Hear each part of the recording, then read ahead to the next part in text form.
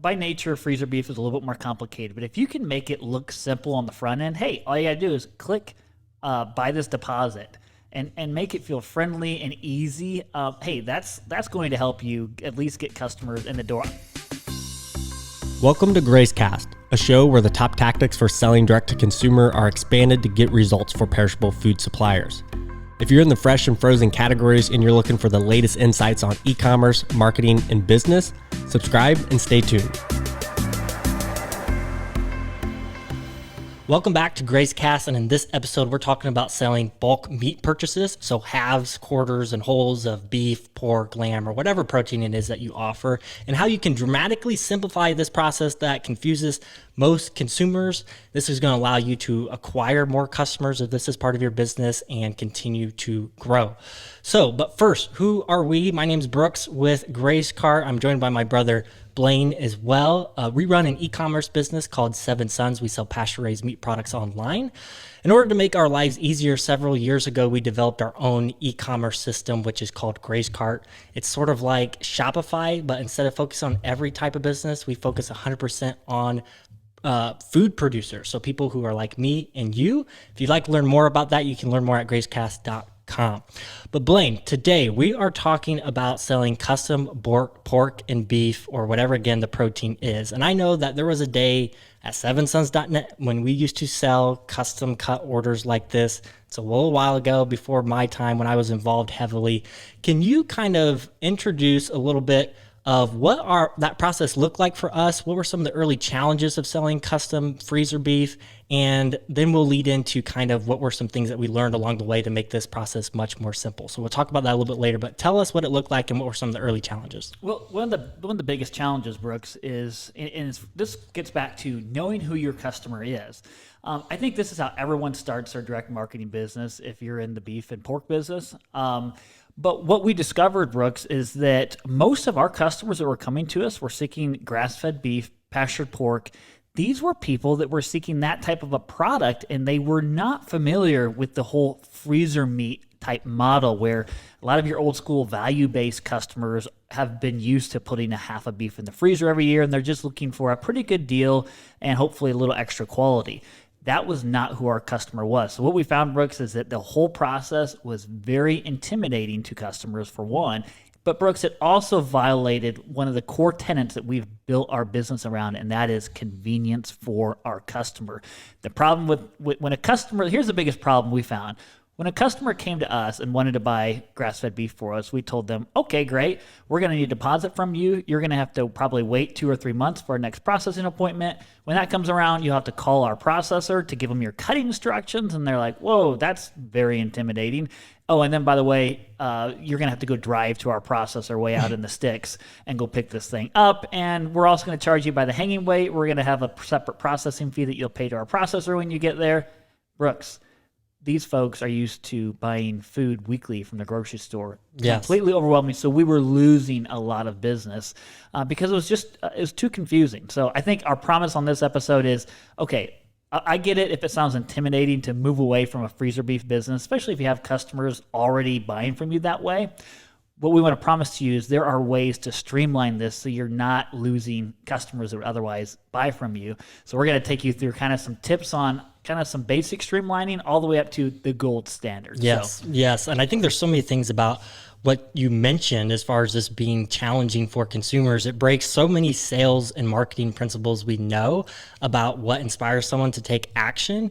I know I could just go through those, but just the recency factor alone of when you think about if a customer comes to you, they want to, or a potential customer, and they want to be a customer, and you're telling them that they can't actually get your product for another few months or so, depending on when the season is, you lose that recency factor when the customer is at the height of their awareness.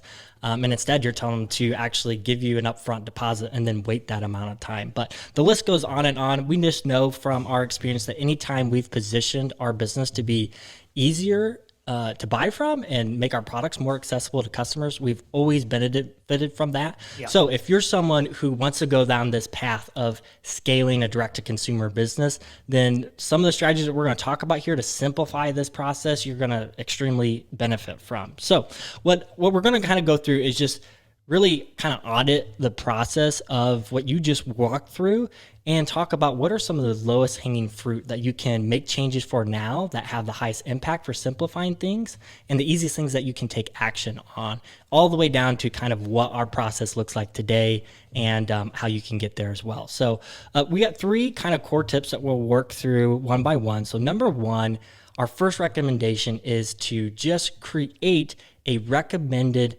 cut plan or cutting instructions. So all about the cutting instructions, because at the end of the day, the average consumer, if you think about it, has no clue what the difference is between a porterhouse and a T-bone steak or any other cuts for that matter. And there's how many hundreds, if not thousands of ways to cut up a beef animal if you're talking beef, and same thing for the other proteins as well. So Brooks, this was a crazy realization we came to, is because we always thought one of the biggest value propositions that we were offering customers is the ability to customize everything. We thought that was why people were buying it and that they appreciated that, until we had an online forum, Brooks, and we literally just put an asterisk by what we recommended, and we just said that at the top of the form. Anything with an asterisk means this is the default of what we recommend.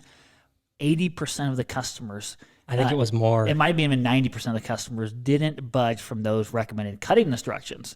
So we and that led to many other innovations down the road. But we found that customers really appreciated that. It made it so much less intimidating for them. I'm not sure who it is, but I know there's a phrase out there that's been coined that actually you can, if you present too many options to your customers, it can work against you. It can cause analysis paralysis or decision fatigue, whatever you want to call that. So when you think you're adding the service of customization and selection, you got to be careful about this. Sometimes your loyal customers who are very familiar with your process and doing business with you appreciate being able to branch out. But for especially that customer who's brand new to you and they're shopping with a very unfamiliar process than what they're used to, making recommendations, you're going to find they're going to take it almost every single time. And just the shuffle of the paperwork of filling out cutting instructions too, if you can just reduce and limit that, you're going to eliminate repeat questions from a support standpoint. So you're going to get some of your time back. And again, you're just making life easier for your customer. Yeah, exactly. And something else, Brooks, I think would be good is just to streamline the process in general. So if you're still taking a phone order or an email order and asking people to send you a check, there's definitely simple ways to automate that. Brooks, I know some of our clients who operate freezer beef businesses will use our pre-order feature through Grace Card, correct? Where you can basically put in a deposit, and then you can set up an email follow-up where you can direct your customers to an online form to take cutting instructions. Yeah, we have a full guide on the process. So if you're currently selling online, sometimes it can be hard to kind of work in a process and a flow for taking pre-orders with deposits and stuff and communicating what you need to the customer to answer some of their questions up front. So we have a full guide on how to set the whole process up to be able to automatically deliver your cut instructions, a sheet, if that's something you need to get from your customer via email once they purchase the deposit. And again, it's just basically taking steps that you would manually be doing otherwise and just automating those to buy some of your time back and get customers' questions answered when they're in the moment. That's going to help with conversions and saving you time as well. And even by nature, freezer beef is a little bit more complicated. But if you can make it look simple on the front end, hey, all you got to do is click buy this deposit and make it feel friendly and easy. Hey, that's going to help you at least get customers in the door. I think a perfect example, if you go to Tesla.com, you won't believe how simple they make it to actually order a car. I know because I know what the process is.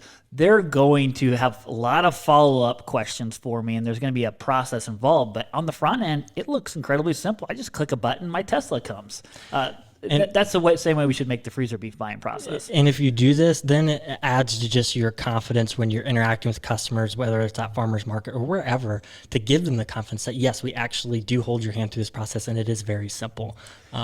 Let's move on to number 2, Brooks, logistics. Number 2 is all about logistics. So a couple of points that we want to make here. When it comes to really, we're talking about the accessibility of the product. So someone buys the freezer beef order, quarter beef, half beef, whatever it is. How do they actually get access to the product? So traditionally, I know when we started out, we were, like you mentioned before, having our customers actually arrange a time to go to our processing facility, the meat locker, and pick up their own order during their hours of operations. And a lot of times, again, one thing, this is a burden for the customer for sure. to have to work around that schedule. And then a lot of times the meat packers aren't going to have, they're going to be tight on storage is really a common thing. So they're not going to want to store it for very long. So you're getting pressure on that side. You're having to relay that to your customer. It can just really create some poor experiences. So our best recommendation to avoid this is to just get set up for on-site storage, to be able to store these orders once they come back from your processor and be able to then take a little bit of that urgency out of the pickup and delivery process. That way it adds just convenience to being able to work around your customer schedule. When we were first doing this, Brooks, I can't tell you how many customers we've had that we actually never met. So we're losing that opportunity to create a relationship, and we're relying on our processor to do that. And sometimes you end up with that kind of that butcher mentality, and they're not the best at customer service. So that's a liability to put out there on the back of your processor to handle your customer service like that. So just build a relationship to get them to the farm. One of the things that I think would make this very easy, and I've seen a lot of farms do this, and we did this, is we had a freezer trailer that literally was like a mobile walk-in freezer. Go to your processor, load everything up, bring it back, unhook from the farm truck, and there you go. You've got mobile freezer storage. It really isn't that hard to get set up. And you're going to find as we're going through this list, the really overarching principle here is just looking for ways that you can take workload off of your customer, assume that, and have control of the process, because every time you do that, it gives you the opportunity to ensure that they're going to have a positive experience. Yes. So getting on-site storage, it also opens up the door to going a step further with convenience, if you're not doing this already, with adding your own logistic components to the mix of being able to expand your service area, whether you're starting remote pickup locations by taking online orders and delivering to the customers. Yeah, an option on that form, that online form can be, where do you want to pick up your order? You could offer a couple locations. Or home delivery, which is also, we talk about that a lot on the show as far as that being the holy grail of convenience when it comes from a logistics standpoint. But a lot of doors and opportunities open up in the long term if you just simply do the work to create that on-site storage, so you can then have control over taking a step further. You have a hub now that you can now develop a little logistics around to make life easier for your customer. Correct. So now number 3 is going to be, we kind of refer to this as the holy grail of selling custom beef, custom pork, whatever it is actually going a step further from that recommended cut plan and actually creating a standardized bundle and inventorying that standardized bundle. So every box has this. So we came up with a standard eighth of a beef, Brooks, is what we did. So every box had a set amount of New York, set amount of Delmonico filet, and then every set amount of roast. So then the cuts were all standard, and then what else was standard was that we guaranteed that the eighth of a beef would be 45 pounds, and so we just used ground beef as a filler. So we might have said, it will guarantee 20 to 25 pounds of ground beef, whatever it takes to get this to a 45-pound box. Now we had a complete standard inventory unit that we could inventory. That meant, before people would have to come, when they found us, I walked you through that inconvenient wait time period, put a deposit in. Now when someone found us and came to the farm